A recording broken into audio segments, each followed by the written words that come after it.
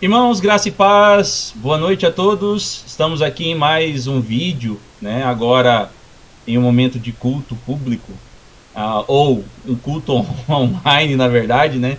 Para que os irmãos possam participar e ser edificados.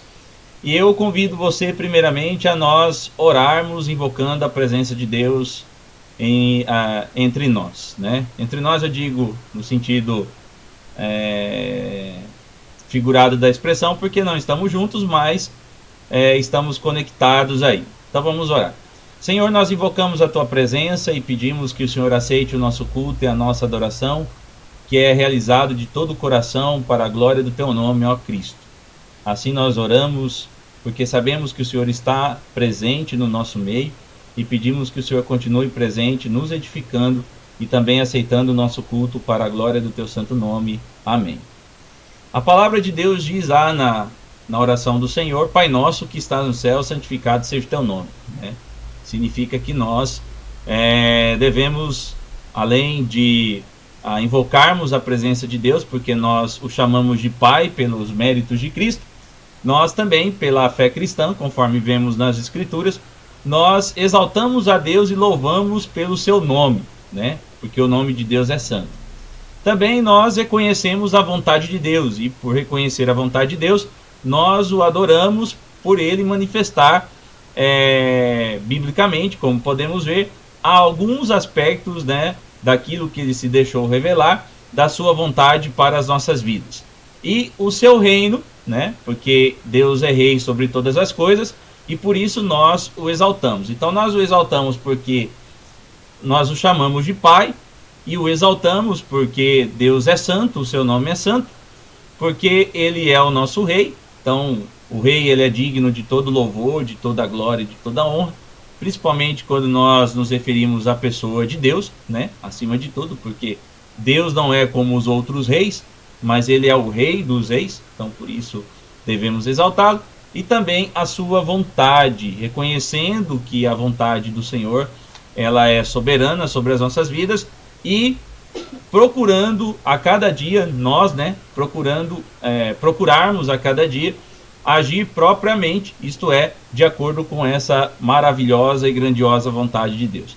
Então, diante dessa perspectiva e continuando a nossa adoração ao Deus vivo, eu convido você a atentar para este cântico da Manu Paiva, que eu passarei para vocês. Ele é Deus. Então, ouça esse cântico para a edificação de vocês. Depois partiremos para a breve meditação e exposição das Escrituras para a edificação dos corações dos irmãos. Então vamos lá, Manu Paiva.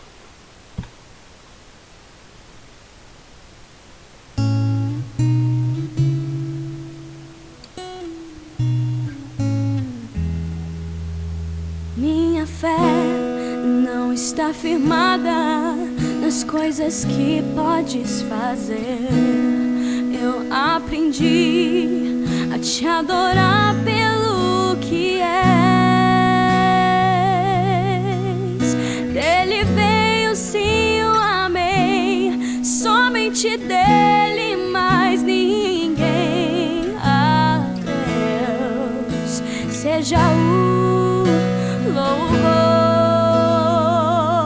Se Deus fizer, ele é Deus. Se não fizer, ele é Deus. Se a porta abrir, ele é Deus. Mas se fechar, continua sendo Deus. Se a doença vier, ele é Deus. Se curado eu for, ele é Deus. Se tudo der certo, ele é Deus. Mas se não der, continua sendo Deus. Minha fé não está firmada nas coisas que podes fazer. Eu aprendi a te adorar pelo que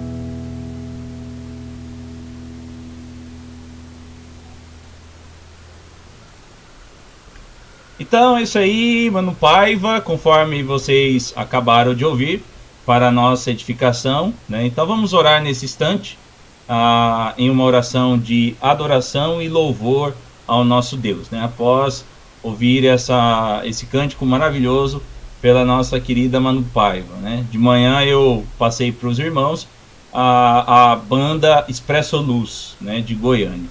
Então vamos orar.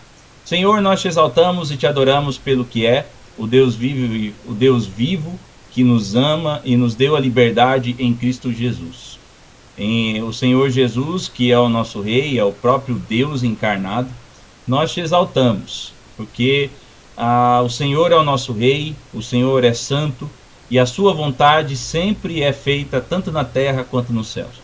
É o que o Senhor mesmo nos diz, nos instrui na oração do Senhor, o famoso Pai Nosso. Então nós te exaltamos pelo que tu és, o Deus vivo e a plena verdade, a verdade absoluta, a fonte de toda a verdade. E por essa razão nós te exaltamos por isso, porque cremos que o Senhor é a verdade, cremos que o Senhor criou todas as coisas e cremos que o Senhor reina pela fé.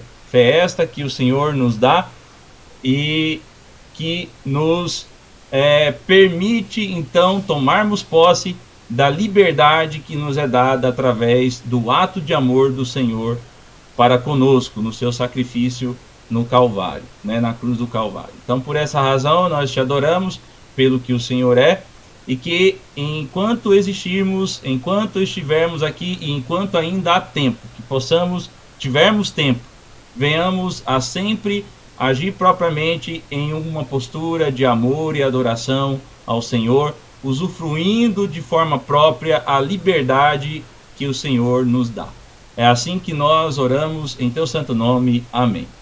Então, nós continuamos aí, lembrando, né, que também devemos sempre colocar diante de Deus, além dos nossos pedidos de adoração, além das nossas orações de adoração, a palavra de Deus, ela nos instrui no livro, na primeira epístola de João, né, capítulo 1, verso 9, se confessarmos os nossos pecados, ele é fiel e justo para perdoar os pecados e nos purificar de toda a injustiça. Então isso é o que João fala, e nós vimos pela manhã na escola dominical que o cristão, ele recebe da parte de Deus, pelo mérito de Cristo, uma nova natureza. E pelo fato de ser nova criatura, ele já não tem mais a velha natureza que foi extinta. Porém, pelo fato de ainda não sermos plenos, perfeitos, pois a obra de Cristo é realizada em nós, e nós chamamos esse processo de santificação, em que há a ação de Deus, primeiramente, que trabalha no nosso coração para que nós tenhamos um comportamento e venhamos a agir em um modo de ser próprio, que é uma postura de amor e obediência à palavra de Cristo. Então, por essa razão, nós estamos sendo moldados como uma casa ou um prédio novo que é construído, que é reformado, e é isso que está acontecendo conosco. Então, por essa razão, ainda somos tentáveis e cometemos alguns pecados que acabam sendo como acidentes na vida do cristão. É o que a Bíblia deixa claro para nós, conforme nós extraímos do pensamento bíblico por meio da nossa teologia cristã. Vale lembrar que em Cristo nós temos o livre acesso a Deus e podemos orar em nome de Cristo, reconhecendo e confessando os nossos pecados diante de Deus. Por isso que João fala, olha, se confessarmos os nossos pecados, ele é fiel e justo para nos perdoar os pecados e nos purificar de toda injustiça. Mas eu escrevo essas coisas, João diz, para que vocês não pequem. Se porventura vocês pecarem, temos um advogado junto do Pai, Jesus Cristo, que intercede e representa vocês, porque ele deu a vida por vocês. Então, ou seja, João, ele não descarta a possibilidade do cristão pecar, mas o pecado, ele é um acidente no cristão, e o cristão entristece diante de Deus quando ele comete um pecado, né? E lembrar que pecado é justamente errar o alvo que Deus estabeleceu, né? É agir de forma imprópria, contrário àquilo do que Deus requer de nós. Então, por essa razão, eu convido você a baixar a sua fronte, né? A orar de onde você está, e também confessemos os nossos pecados a Deus. Senhor, nós reconhecemos quem somos, pecadores redimidos, e que estamos em um processo chamado santificação. Que o Senhor nos abençoe, que o Senhor nos fortaleça, que o Senhor derrame sobre nós a tua misericórdia, e pedimos em nome de Jesus perdão pelos nossos pecados. Que o Senhor derrame sobre nós a tua bondade, a tua graça, a tua misericórdia, e sabemos que o Senhor faz isso sempre, pois as suas misericórdias se renovam a cada manhã, diz Jeremias no livro de Lamentações, né? Por essa razão é que nós oramos pedindo que o Senhor derrame sobre nós o teu cuidado, a tua misericórdia, e nos perdoe dos nossos pecados. Como diz no Pai Nosso: não nos deixes cair em tentação, mas livra-nos do mal, e perdoa as nossas dívidas, assim como nós temos perdoado aos nossos devedores. Então, assim como nós somos perdoados, que o Senhor nos habilite a perdoar, para que possamos de fato compreender e de fato sentir em nosso interior e ter a certeza de que fomos perdoados pelo Senhor, pelo reflexo de exercitarmos o perdão para com o nosso próximo. É assim que nós oramos, em nome do Senhor Jesus. Amém. Então, maravilha, vamos lá para a meditação da palavra de Deus, no livro de Juízes, capítulo 6, versos 1 a 16, né? Então vamos meditar nesse texto, e aí trazer, né, extrair desse texto algumas implicações importantes para a nossa edificação. Então vamos lá. Mas os filhos de Israel fizeram o que era mal aos olhos do Senhor, e o Senhor os entregou na mão de Midian por 7 anos. Prevalecia, pois, a mão de Midian sobre Israel, e, por causa de Midian, fizeram os filhos de Israel para si covas que estão nos montes, as cavernas e as fortalezas. Porque sucedia que, havendo Israel semeado, subiam contra eles os midianitas, os amalequitas e os filhos do Oriente, e, acampando-se contra ele, destruíam o produto da terra até chegarem a Gaza, e não deixavam mantimento em Israel, nem ovelhas, nem bois, nem jumentos. Nem jumentos, porque subiam com os seus rebanhos e tendas, vinham em multidão como gafanhotos, tanto eles como os seus camelos eram inumeráveis, e entravam na terra para destruir. Assim Israel se enfraqueceu muito por causa dos midianitas, e então os filhos de Israel clamaram ao Senhor. E sucedeu que, clamando eles ao Senhor por causa dos midianitas, enviou-lhes o Senhor um profeta, que lhes disse: assim diz o Senhor, Deus de Israel: do Egito eu vos fiz subir e vos tirei da casa de servidão. Livrei-vos da mão dos egípcios e da mão de todos os que vos oprimiam, e os expulsei de diante de vós, e a vós vos dei a sua terra. Também eu vos disse: eu sou o Senhor vosso Deus, não temais aos deuses dos amorreus, em cuja terra habitais, mas não destes ouvidos à minha voz. Então o anjo do Senhor veio e sentou-se debaixo do carvalho que estava em Ofra, e que pertencia a Joás, a Biezrita, cujo filho Gideão estava malhando trigo no lagar para esconder dos midianitas. Apareceu-lhe então o anjo do Senhor e lhe disse: o Senhor é contigo, ó homem valoroso. Gideão lhe respondeu: ai, Senhor meu, se o Senhor é conosco, porque tudo nos sobreveio? E onde estão as tuas maravilhas que nossos pais nos contaram, dizendo: não nos fez o Senhor subir do Egito? Agora, porém, o Senhor nos desamparou e nos entregou na mão de Midian. Virou-se o Senhor para ele e lhe disse: vai nesta tua força, e livra Israel da mão de Midian. Porventura não te envio eu? Replicou-lhe Gideão: ai, Senhor meu, com que livrarei a Israel? Eis que a minha família é a mais pobre de Manassés, e eu o menor na casa de meu pai. Tornou-lhe o Senhor: porquanto eu hei de ser contigo, tu ferirás aos midianitas como a um só homem. Então vamos orar nesse instante, mais uma vez. Ilumina-nos, Senhor, para que possamos compreender a tua palavra e guardá-la em nosso coração. Em teu santo nome, Jesus, assim nós oramos. Amém. Nós estamos passando por esse momento de pandemia, em decorrência da Covid-19. É claro que é importante lembrarmos que não é só a Covid-19 que faz as pessoas adoecerem, né? Outras doenças, elas não pararam em relação à Covid-19. Entre elas, eu sei de pessoas que contraíram, por exemplo, a dengue tipo 3, que é a famosa dengue hemorrágica, e é uma doença transmitida pelo mosquito Aedes aegypti, que também transmite a chikungunya e o Zika vírus, né? Então, ou seja, são doenças perigosas que ainda não estão paradas por causa do coronavírus, né? Da Covid-19. Isso é importante que nós tenhamos em mente. Então, mas estamos aí cercados pelos bombardeios midiáticos, né? Que os noticiários da grande mídia têm apresentado em relação a essa pandemia do coronavírus. E isso tem gerado muito medo nos corações das pessoas, né? E aí nós podemos perceber que essa ameaça que está diante de nós leva as pessoas a terem medo e a preocuparem-se então com a sua segurança. E aí, às vezes, as pessoas também acabam, por causa desse excesso de medo, né? E por esse excesso de preocupação pela sua segurança, também abrindo mão da sua liberdade, né? E aí, por essa razão, é algo que nós devemos ter em mente, pois segurança e liberdade devem andar em equilíbrio, tá?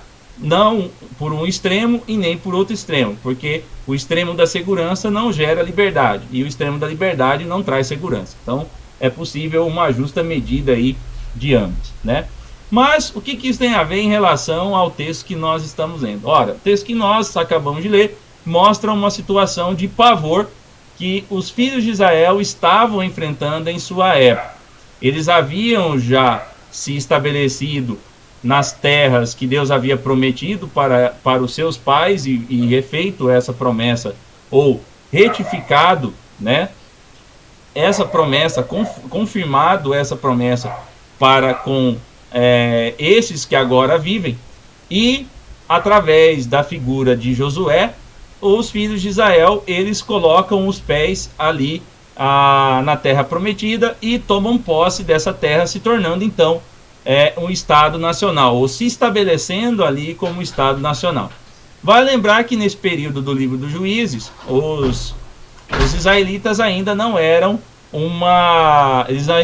governados por um rei, não era um regime monárquico, mas era um regime chamado teocrático, isto é, que Deus estava no governo, a religião oficial é justamente a religião a religião em que Deus de Israel, o Deus de Abraão, Isaac e Jacó é o Senhor. Então não era admitido outras religiões, né? Somente a religião oficial, em que Deus é o único Senhor e o único que deve ser adorado. E isso é importante para que nós entendamos o que é Estado teocrático, tá, gente? Estado teocrático é justamente isso, abrindo parênteses, tá? É quando há uma religião oficial em um determinado país e não é permitido outras religiões ou adorar outros deuses, tá? Somente aquela religião é permitida, que é a religião oficial, e somente o Deus que é adorado nessa religião é que é permitido. Então nós vemos o caso de Israel, é um governo teocrático, tá? Nesse período aqui não é um regime monárquico ainda. E uma coisa interessante, que mesmo depois da monarquia, o que Deus espera é que Israel continue sendo um Estado teocrático, ou seja, adore somente a ele e não a outros deuses, e não divida a adoração para ele com outros deuses. Então é o que Deus requer do povo, mas o povo acaba desobedecendo. Por isso que o autor faz questão de dizer que os filhos de Israel continuaram a fazer o que era mal perante o Senhor. Eu peço desculpas aos irmãos que eu estou com um problema técnico com a iluminação aqui. Deixa eu ver se está dando um mau contato aqui, então pessoal, mil desculpas. Vamos ver se eu consigo resolver esse problema. Eu não sei por que está dando este problema.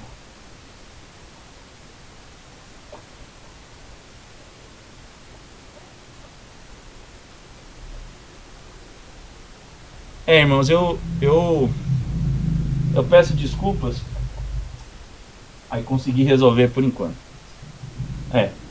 Eu peço desculpas, voltando aqui, tive um problema técnico, mas consegui resolver. Então, voltando à questão, nós vemos que o povo, então, ele fez o que era mal perante o Senhor, e aí Deus, então, resolveu disciplinar esse povo, entregando nas mãos de Midian. mas não somente nas mãos dos midianitas, mas veja que ele menciona outros povos aqui. Você pode ver que ele fala aqui no versículo 3, né? Não somente midianitas, mas também amalequitas e os filhos do Oriente. Esses filhos do Oriente nós podemos entender também que ele está incluindo os filisteus, tá? E o povo filisteu foi uma tremenda pedra no sapato do povo de Israel, né? E uma das figuras importantes que vai enfrentar os filisteus aqui no livro de Juízes é Sansão. Então, se você ler a história de Sansão a partir do capítulo 13 de Juízes, você perceberá que o povo que está assolando Israel naquela época são os filisteus, e Sansão é levantado como um juiz de Israel para enfrentar os filisteus. Se eu não me engano, acho que também Jefité, ele enfrenta e derrota os filisteus, e aí depois da vitória que ele tem, ele faz aquele voto precipitado e polêmico que você conhece no capítulo 11 de Juízes.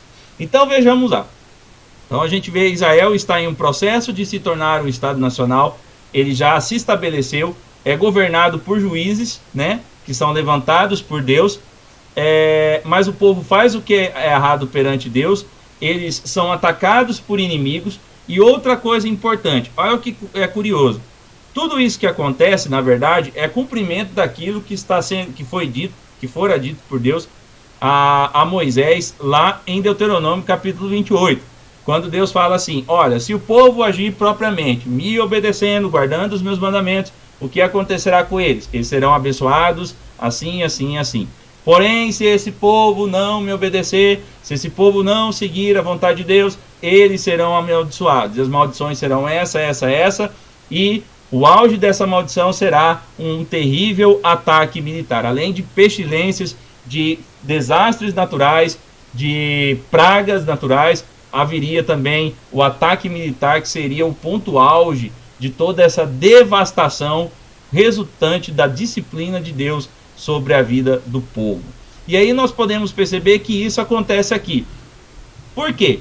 Veja que o povo começa a abrir covas para se esconder, e não somente para se esconder, para guardar os seus mantimentos. E aí o que acontecia? Os midianitas, quando eles sabiam que o povo estava para colher e para colher os frutos, né, do seu trabalho como agricultores, os midianitas vinham e demoliam tudo, destruíam tudo, não deixavam nada. É o que diz o versículo 4. Destruíam o produto da terra até chegarem a Gaza, e não deixavam mantimento em Israel, nem ovelhas, nem bois, nem jumentos. E olha, isso é importante nós termos em mente. Por quê? Porque o povo de Israel, ele é um povo que se torna agrícola, que passa a viver principalmente da agricultura, né? Na atividade pastoril, com ovelhas, com bois, com jumentos, e também na atividade agrícola, ou seja, colhendo vinho, né? Colhendo uvas para a produção de vinhos, colhendo trigo, né? Para poder produzir pães e assim por diante, principalmente trigo. E uma coisa interessante que nós podemos perceber é que quando havia o ataque dos midianitas, e esse ataque era constante, isso estava quebrando o Estado de Israel. O Estado de Israel estava indo à falência. É o que diz o versículo 6. Assim Israel se enfraqueceu muito por causa dos midianitas, e então os filhos de Israel clamaram ao Senhor. Ora, se você destrói a economia de um lugar, desastres começam a acontecer, como fome, por exemplo. As pessoas começam a passar fome, né? Começam a passar necessidade, porque não tem o que consumir. Então, por essa razão, era o que os midianitas estavam fazendo. Estavam atacando o povo de Israel e destruindo a sua economia, fragilizando o povo. Então aí eles começam a clamar, que é a segunda parte. Então a primeira parte dos versos 1 a 5, dos versos 1 a 6, você vê a má conduta do povo de Israel, e você percebe o resultado desse comportamento impróprio do povo, que foi Deus pesando a mão, enviando os midianitas para demolir o sustento econômico do povo, e assim o povo se enfraqueceu, levando o povo a despertar e voltar os olhos para Deus. Por isso que eles voltam a clamar ao Senhor. E aí, quando eles clamam ao Senhor, Deus vai e traz a resposta. E Deus também fala. tudo isso que está acontecendo com vocês é consequências, são desdobramentos das escolhas impróprias que vocês fizeram. E quais escolhas impróprias são essas? Fazerem o que é mal perante os olhos do Senhor. E o que é fazer, o que era mal perante os olhos do Senhor que eles estavam fazendo? Idolatria. Eles estavam dividindo a adoração de Deus com outros deuses. Então esse era um dos crimes. É claro que outras maldades eles deveriam estar realizando, mas um dos fatores era justamente esse: dividir a glória de Deus com outros deuses. Então esse é o elemento principal, e outras más ações ou outros comportamentos impróprios do povo estavam ligados aí a essa questão da idolatria, ou seja, dividir a adoração que é exclusiva ao Deus de Israel com outras divindades, né? E aí então nós percebemos que os versos 7 a 8 é a resposta de Deus, e Deus também fala, ó, isso aconteceu por causa disso, disso e disso. Então vejamos lá, e sucedeu que, clamando eles ao Senhor por causa dos midianitas, Deus havia enviado um profeta, e Deus disse para eles o seguinte: olha, eu livrei vocês do Egito, lembrem-se do que eu fiz, né? Lembre-se do que está retratado no grande tratado de Deuteronômio. Todo ato bondoso da minha parte em cuidar de vocês, eu livrei vocês da escravidão, eu cuidei de vocês no deserto, eu fiz vocês subirem para cá, eu dei a liberdade para vocês, eu deixei claro que vocês são meu povo, que eu sou o Deus de vocês e que vocês deveriam, pelo fato de serem meu povo, Deus ser ser o Deus de vocês, vocês não precisariam temer a outros deuses. Vocês não precisariam temer aos deuses dos amorreus. E aqui temer eu posso entender no sentido de reverência. Provavelmente eles estavam voltando para a idolatria.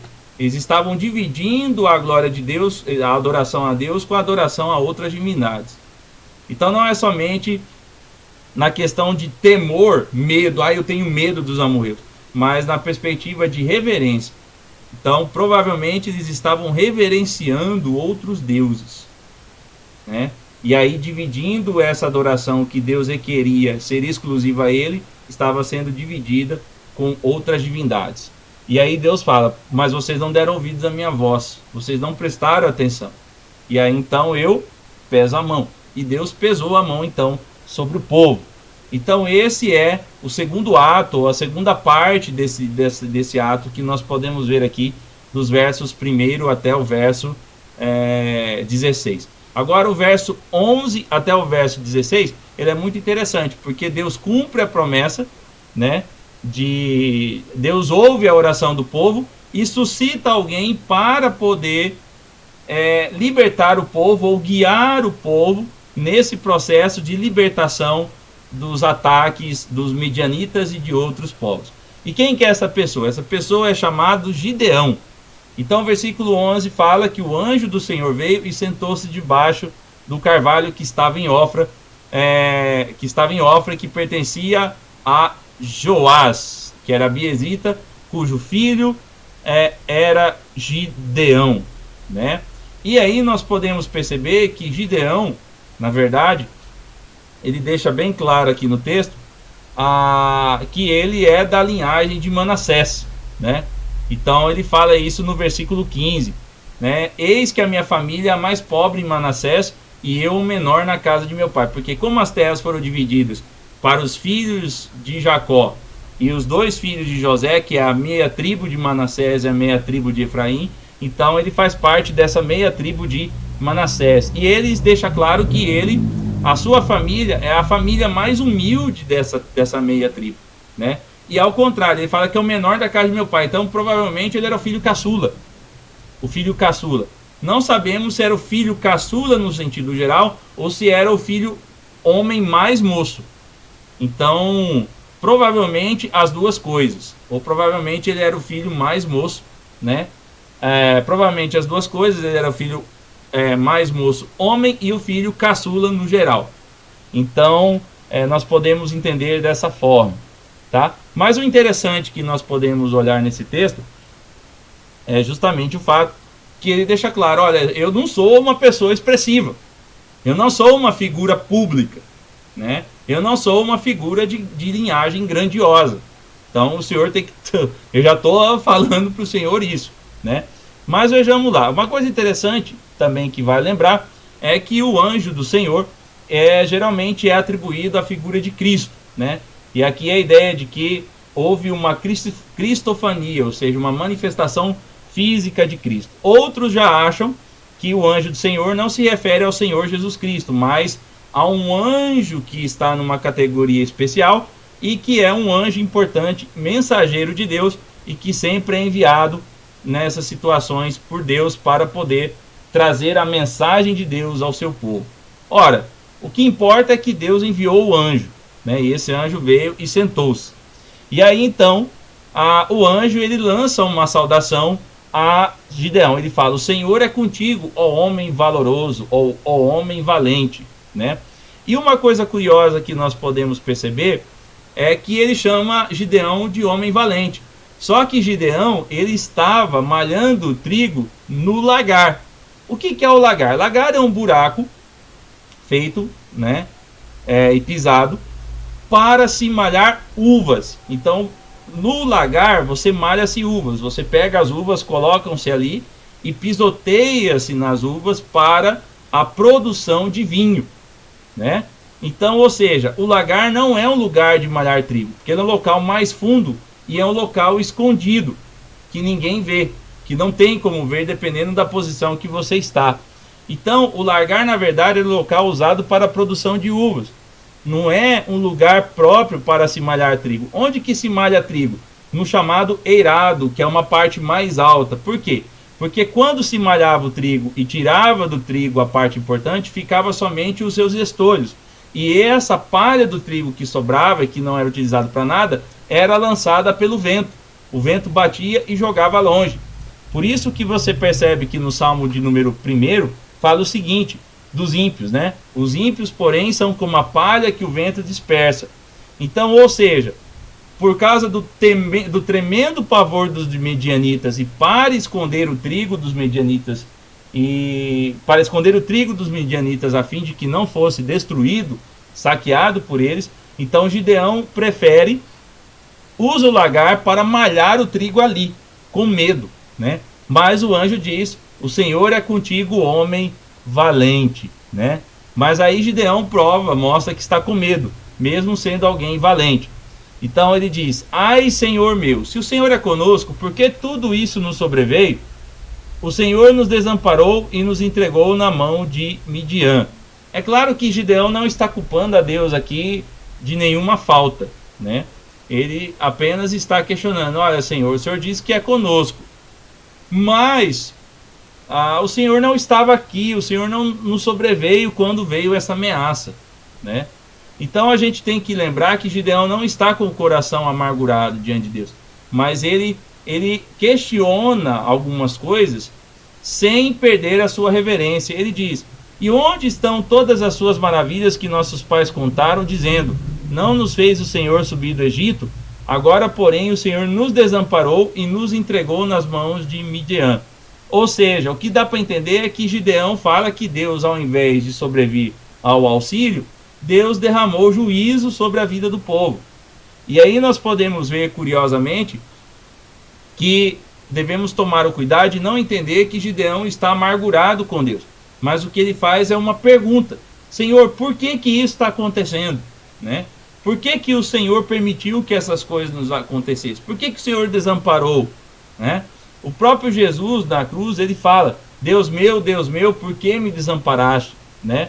Então, citando ali um trecho do livro de Salmos, né?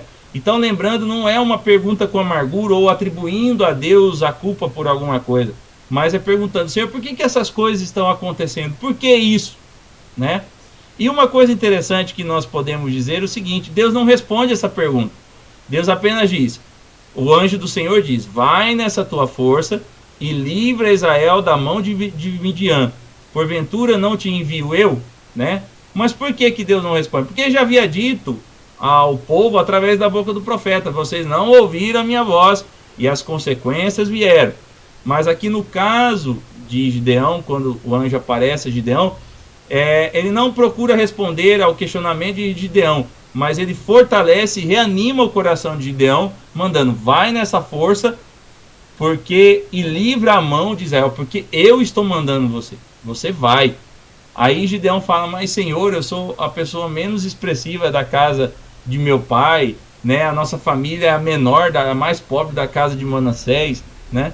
Então como que o Senhor quer que eu vá? Mas aí Deus responde: porque eu estou contigo, e você ferirá aos midianitas como a um só homem.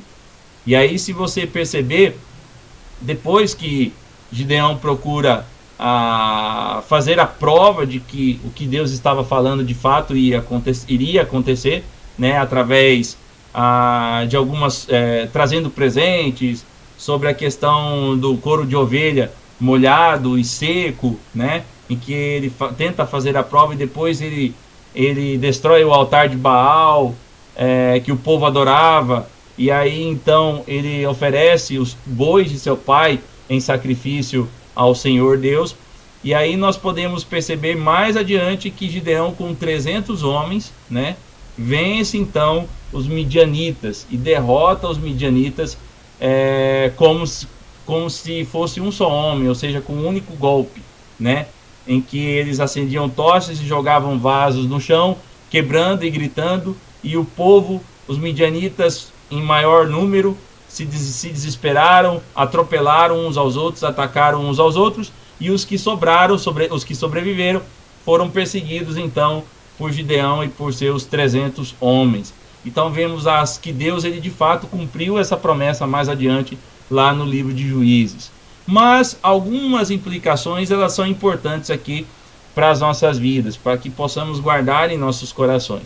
A primeira delas é entendermos que não existe meio termo na vida do cristão, tá? Ou nós temos um comportamento próprio e obedecemos a Deus, e esse comportamento próprio de obediência a Deus gera desdobramentos de bênção na nossa vida, ou temos e continuamos a cair numa impropriedade, ou a termos um comportamento impróprio, e os desdobramentos desse comportamento impróprio, que é uma postura de desobediência a Deus e de dividir a glória de Deus com outras coisas, né? A glória que é exclusiva a Deus dividir com outras coisas, implica em desdobramentos desagradáveis a nós, que é justamente a disciplina de Deus sobre a vida do seu povo. Então, não há meio termo aí.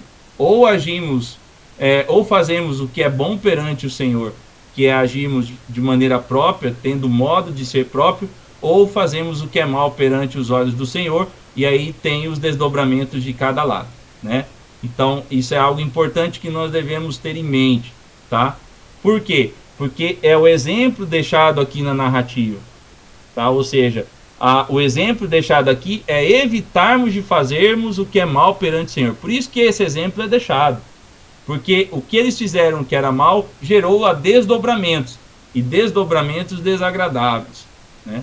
Então, essas duas possibilidades que há.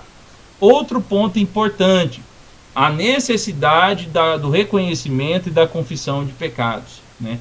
Não somente quando a situação aperta para o nosso lado, mas todos os dias devemos confessar os nossos pecados a Deus e clamar ao Senhor por misericórdia, né? Outro ponto importante, terceiro ponto aí do texto: Deus sempre vem em nosso auxílio, tá? Deus está conosco, Deus cuida de nós, Deus cuida do seu povo e providencia os meios e as possibilidades, e abre possibilidades para que possamos agir e escolher propriamente e superarmos as dificuldades.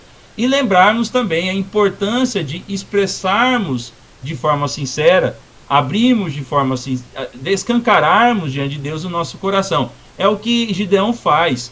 Gideão é sincero, Gideão é franco, e é o que nós precisamos fazer. E confiarmos no cuidado de Deus para conosco, né? Isso é importantíssimo, tá? Então, ou seja, nós estamos vivendo em uma situação, estamos vivendo agora numa situação extremamente difícil, extremamente complicada, a saúde em colapso, a saúde em colapso, né? A saúde brasileira em colapso, conforme nós estamos aí presenciando nos noticiários, pessoas que não somente são acometidas pela Covid-19, mas ela também acaba sendo alvo de outras doenças oportunistas, né? E aí outras situações que têm ocorrido, que têm gerado medo e preocupação nos corações das pessoas. Então o que nós devemos fazer diante dessa situação? Ter em mente esses aspectos apresentados no livro de Juízes e termos a confiança de que o Senhor é conosco, tá? Porque Deus é conosco. Gideão vai para vencer porque Deus é conosco. Então nós devemos encarar os nossos problemas de frente, nós devemos encarar os nossos medos de frente, porque Deus é conosco, né? Se temos medo do futuro, então o Senhor é comigo. Ajudai-me a enfrentar, a encarar de frente o meu futuro. Ensina-me a poder vislumbrar olhar para o meu futuro confiando de que o Senhor está comigo, né? A gente sabe que o futuro é algo indeterminado, né? Não sabemos o que acontecerá até o momento em que acontece. Mas então, diante disso, a gente se angustia. Então, o que devemos fazer diante dessa angústia? Não é nos acovardar, não é entrarmos em desespero, mas pela angústia, ao sermos libertos das demais preocupações que nos arrodeiam, compreendermos as nossas escolhas e escolhermos propriamente fazer o que é reto aos olhos do Senhor, confiando de que o Senhor é conosco. E por estar conosco, podemos ir em direção ao nosso futuro, confiantes de que Deus cuidará de nós. Então, é isso que eu procurei trazer para vocês nessa noite e espero que essa mensagem edifique aos seus corações. Então vamos orar nesse instante e partindo para o encerramento, lembrando aos queridos que no final do mês de julho desse mês, o Conselho da Igreja Presbiteriana das Cerejeiras reunirá para deliberação em referência à retomada das atividades presenciais, tanto da sede quanto da congregação no mês de agosto. Vale lembrar que a decisão de suspensão das atividades no mês de julho foi uma deliberação do conselho da igreja, da liderança da igreja, e não uma determinação do poder público, tá? Foi uma deliberação da igreja, não foi uma determinação por decreto do poder público, seja ele executivo, legislativo ou judiciário, tá? Mas foi uma determinação do conselho em relação a alguns irmãos que contraíram a Covid-19 e para o conselho entendeu que seria mais viável suspender no mês de julho e deliberar no final do mês para a retomada das atividades no mês de agosto, conforme eu havia já dito para vocês na escola dominical. Então lembre-se de orar pela vida dos nossos irmãos que não estão somente enfrentando a Covid, mas também outros irmãos que estão enfrentando outras comorbidades, outras doenças, né? Outros problemas de saúde. Lembremos de orar pela família do nosso irmão Denis, né? Que está com Cristo, o Senhor o chamou nessa semana, para que Deus conforte o coração da família enlutada. Ore pelas demais famílias que perderam seus entes queridos, né? Família do pastor Sebastião e do pastor Rubens, né? Da Igreja Assembleia de Deus. E agradecer por aqueles irmãos que têm melhorado em seu quadro de saúde, como a nossa irmã Dalva, que está melhor, e também o nosso irmão Celdaros, que está bem, e outros irmãos que estão melhor de saúde e têm a sua saúde fortalecida. Então vamos orar nesse instante. Senhor, que nós possamos confiar em Ti, lembrar da importância de saber que o Senhor está sempre conosco, e que podemos encarar o medo de frente, as situações difíceis de frente, como se estivéssemos enfrentando a um só homem, porque o Senhor está conosco, e que possamos superar as dificuldades no nome de Jesus. Coloco diante do Senhor nossos corações, que possamos agir de forma própria perante o Senhor, fazendo o que é reto perante o Senhor, para agradá-lo. É assim que nós te pedimos.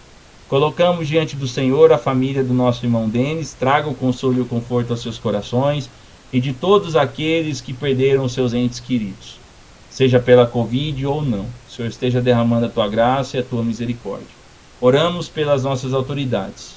Abençoe o presidente Bolsonaro, que o Senhor esteja conduzindo, dirigindo, guardando de todo mal, dando-lhe sabedoria no nome de Jesus. Também pelas demais autoridades, que em nome de Jesus elas possam agir com sabedoria e não usar do seu poder para realizar ações tirânicas, mas que possam lembrar que o poder emana do povo e respeitar as liberdades invioláveis que o povo brasileiro tem dentro do Estado democrático de direito. Coloco diante do Senhor as nossas vidas, que o Senhor nos abençoe nesta semana, continue a resplandecer sobre nós a luz do teu rosto. Abençoe os nossos familiares, os nossos parentes, os nossos familiares, parentes, amigos, irmãos na fé. Guarde a cada um, em nome do Senhor Jesus, para o louvor da tua glória. E muito obrigado, porque o Senhor está cuidando de nós sempre. É assim que nós oramos, em teu santo nome, Jesus. Amém. Então, queridos, que Deus abençoe ricamente a vida de vocês e que sejamos gratos por aqueles irmãos que recuperaram a sua saúde. Então vamos orar por eles também, como eu havia dito. Senhor, nós agradecemos aos irmãos que estão recuperando da saúde, recuperando a sua saúde, vencendo as doenças, seja ela coronavírus ou não. Que o Senhor continue fortalecendo a saúde deles, renovando a cada instante. Em o nome do Senhor. Assim nós oramos e nos dê uma ótima semana. Amém. Então é isso aí. Espero que tenha sido edificante para vocês, né? E acima de tudo que o Senhor aceite esta nossa adoração, mesmo sendo feita em vídeo, né? Que Deus abençoe ricamente as vidas de vocês. Uma ótima semana. Vá lá, dê a sua curtida, dê o seu joinha. Compartilhe com os seus amigos para que eles possam ouvir também esta mensagem. Então, um grande abraço a todos e bye bye. Deus abençoe a todos, né? Então, está encerrado. Até mais.